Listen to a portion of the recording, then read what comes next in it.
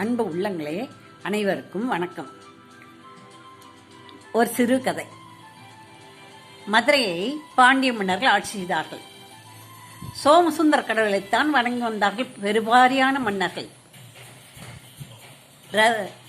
இந்திரத்யும்னன் என்ற மன்னன், பிரத்யும்னன் சொல்ற மாதிரி இந்திரத்யும்னன் ஒரு மன்னன் விஷ்ணுவை வணங்கி வந்தான். அவன் விஷ்ணுவைத்தான் நாராயணா நாராயணா நாராயணா என்று வணங்குவது வழக்கம். அவன் சில காலம் கழித்து ஒரு மலையின் போய், இனி நான் தவம் இருக்க போகிறேன், ஆட்சி அது வாட்டுக்கு நடக்கும் அப்படின்னு நினச்சிட்டு சொல்லிட்டு என்னென்ன செய்யுங்கன்னு சொல்லிட்டு அப்படியே போய் மலையில் நாராயணா நாராயணான்னு சொல்லிட்டு தவம் இருந்தான்.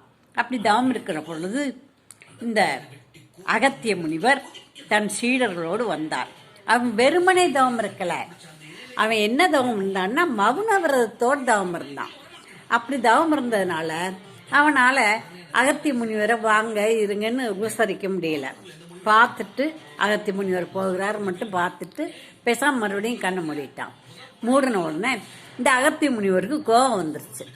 கோபம் வந்து, என்ன நம்ம இமயமலையிலிருந்து இவ்வளவு தூரம் வந்திருக்கிறோம், இந்த பாண்டிய மன்னன் பாரு நம்மளை என்னன்னு கூட கேட்கல அப்படின்னு சொல்லிட்டு, ஏய் மன்னா, நீ தவம் இருக்கிறது நீ யாருன்னு தெரியும், தவம் இருக்கிறையே, என்னை வா இரு என்ன ஏதுன்னு கேட்டியா, நான் ஒரு நாட்டுக்குள்ளே வந்திருக்கிறேன், என்னை நீ உபசரிக்கலை, அதனால நீ என்ன யானை மாதிரி இருக்கியே, இப்படியா அசம்பந்தமாக யானை மாதிரி இருப்ப, நீ யானையாவே போக கடவுதுன்னு சொல்லிட்டார்.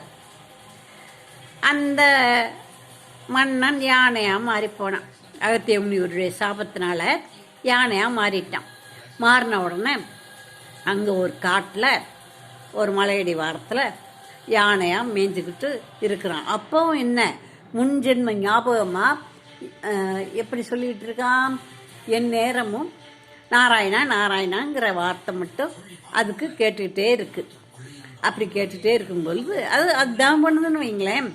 அப்படி இருக்கும் பொழுது ஒரு நாள் அந்த யானை தான் அந்த காட்டுக்கே பெரிய யானை. மற்ற யானையெல்லாம் அந்த யானையோட சேர்ந்து கூட்டம் கிட்டலாம் பின்னாலேயே வரும். அது மாதிரி எல்லா யானைகளும் வந்துச்சு. என்ன தின்னாலும் முதல்ல தோட்டத்துக்குள்ளே வந்து கரும்பு சாப்பிட்டாலும் இந்த யானை தான் முதல்ல சாப்பிடணும், மற்ற யானைகள் பின்னால் சாப்பிடும். அதே மாதிரி குளத்துல இறங்கினாலும் இந்த யானை தான் முதல்ல இறங்கும், அடுத்த யானைகள் அதுக்கப்புறம் தான் இறங்கும். ஆழத்தை பார்த்து இந்த யானை இறங்குங்கன்னு சொல்கிற மாதிரி சொன்னாதான் அந்த மற்ற யானைகள் இறங்கும். அதே மாதிரி இந்த கஜேந்திரன் யானை, கஜேந்திரங்கிற யானை இறங்க பார்த்து அந்த குளத்தில் இறங்கின உடனே ஒரு முதல்ல காலை பிடிச்சிக்கிடுச்சு. இந்த கஜேந்திரனுடைய காலை ஒரு முதல்ல பிடிச்சிக்கிடுச்சு.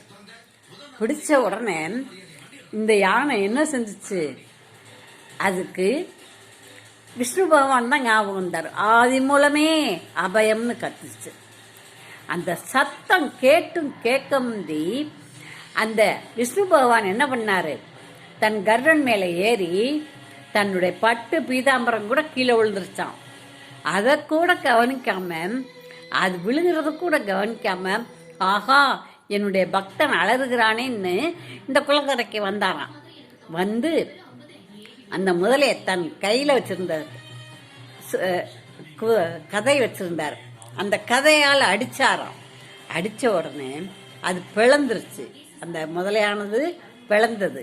பிளந்த உடனே அதிலிருந்து ஒரு கந்தர்வன், தேவர்கள் கந்தர்வர்கள்னு படிச்சிருக்கோம் இல்லையா, தேவர்கள் மேல் உலகத்தில், கந்தர்வர்கள் நடு உலகத்தில், மனிதர்கள் அடுத்து பூமியில் இந்த உலகத்தில். அந்த கந்தர்வ உலகத்தில் இருந்த அந்த கூஹு என்ற ஒரு கந்தர்வன் தான் முதலையா பிறந்திருக்கிறான்.